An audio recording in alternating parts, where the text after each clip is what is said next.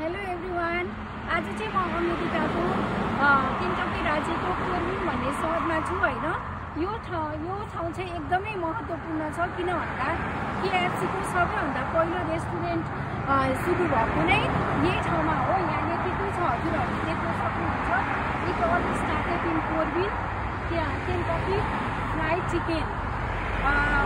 मैले चाहिँ यो रेस्टुरेन्ट चाहिँ अहिले चाहिँ म्युजियमको रूपमा पनि परिणत भएको छ। रेस्टुरेन्ट पनि छ साइडमा र त्यहाँनिर म्युजियम पनि छ हैन।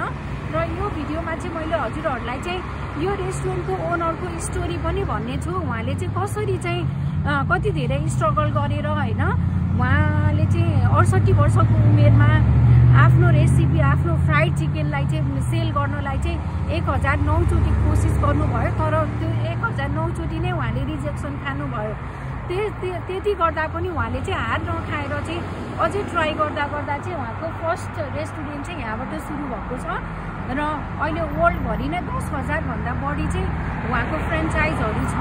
हजुरहरूलाई त्यो कुरा थाहा नै होला हैन।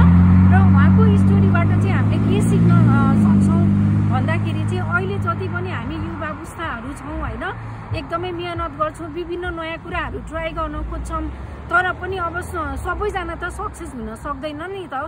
त्यस्तो सिचुएसनमा चाहिँ we should never give up. हामीले चाहिँ कहिले पनि हार खानु हुँदैन। जतिसुकै एज होस्, जति पटक कोसिस गरिसक्या होस्, हामीले चाहिँ त्यो सफल नभएसम्म चाहिँ कन्टिन्यू ट्राई गरिरहनुपर्छ, कन्टिन्यू कोसिस गर्नुपर्छ भन्ने स्टोरी चाहिँ यो केएफसीको ओनर मिस्टर हायरल्यान्ड स्यान्डरबाट चाहिँ सिक्न सक्छौँ भनेर चाहिँ मैले यो भिडियो बनाएको।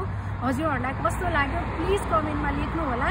र म यो चाहिँ फर्स्ट पार्ट हो। सेकेन्ड पार्टमा चाहिँ म म्युजियम पनि देखाउँछु। उहाँले चाहिँ के सामान प्रयोग गर्नुहुन्थ्यो, कुन रेसिपी युज गर्नुहुन्थ्यो हैन, त्यो सबै चिज चाहिँ म म्युजियमभित्र गएर चाहिँ हजुरहरूलाई देखाउने छु।